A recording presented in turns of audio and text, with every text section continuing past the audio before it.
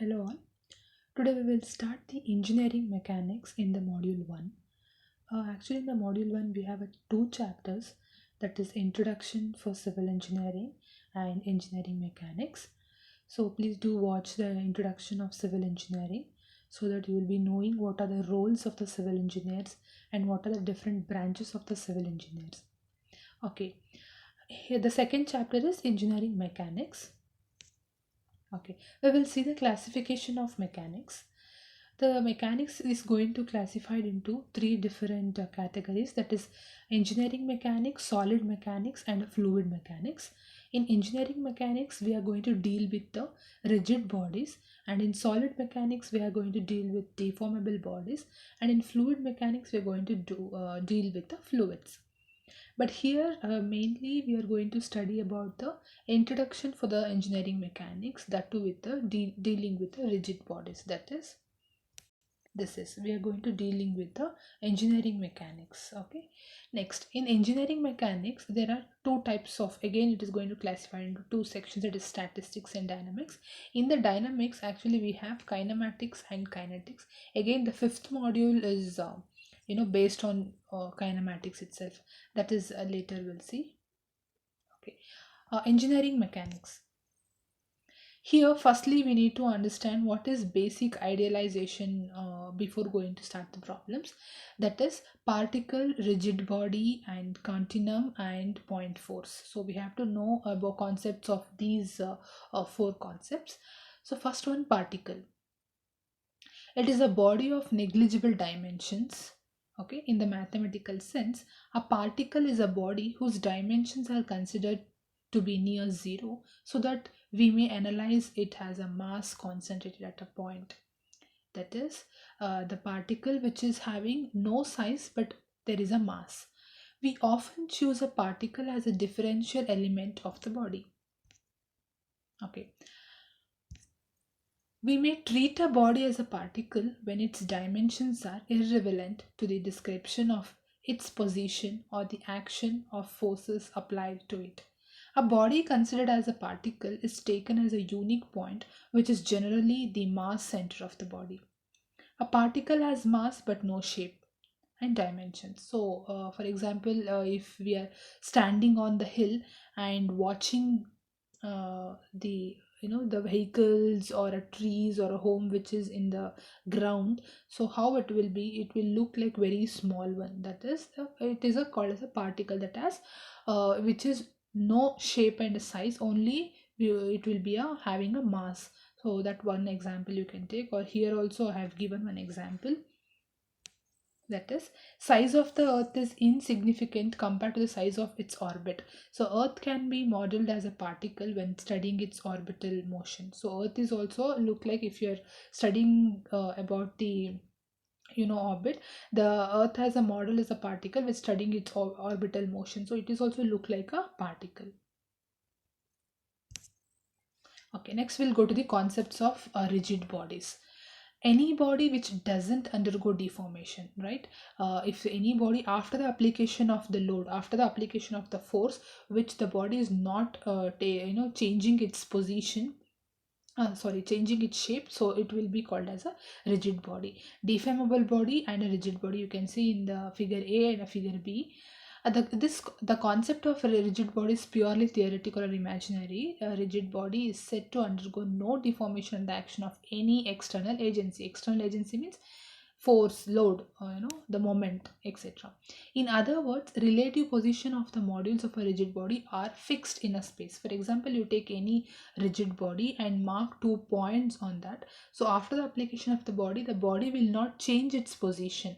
Only the two points will be going to change, right? The two the position will change, but the size and shape will remain constant. So that is a rigid body. Okay, next one, after the rigid body we are going to with the continuum. That is, matter is made up of atoms that are widely spaced in the gas phase. Yet it is very convenient to disregard the atomic nature of a substance and view it as a continuous homogeneous matter with no holes, that is continuum. Okay, for example, take a piece of a paper, and just start filling the particle inside that. Take a space, for example, take a space somewhere, and just start filling the particles inside like this, without having any space between two particles. Is it possible? No, it's not possible. So yes, you take any body on the earth. The body, for example, this is a body contains, see, there is no space between anything. It is continuous a body. That means that all the atoms molecules is packed in such a way that there is no gap between each particle. So continuum is made up of atoms that are widely spaced in the gas phase. The continuum idealization allows us to treat properties as point functions and to assume the properties make continually in space with no jump discontinuities. That's what, there is no gap between two particles. So that will become a complete body. Despite the relatively large gaps between molecules, a gas can usually be treated as a continuum because of the very large number of molecules, even in an extremely small volume.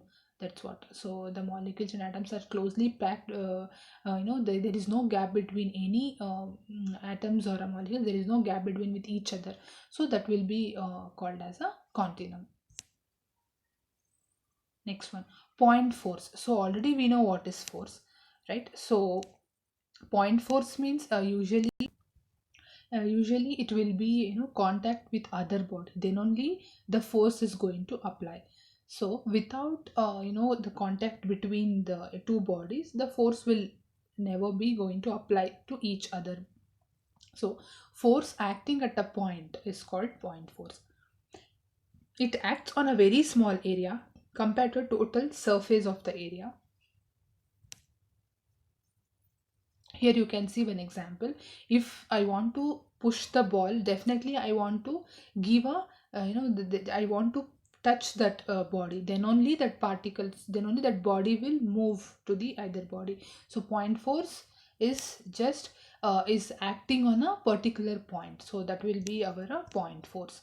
And assumptions are made in engineering mechanics, that is, all bodies are rigid. Here whatever the bodies we are considering to solve the problem, we are considering as a rigid, because rigid body, it will not change its shape and the size, only the position will change, that's it. So that's why all the bodies which we are considering in engineering mechanics will be rigid. Particle concept can be used wherever applicable. Wherever applicable, we are using the particle concept. Principle of physical independence of forces is valid. Principle of superposition of forces is valid. And principle of transmissibility of forces is valid. I mean, these three principles. These three principles we are just using to solve the engineering mechanics problems.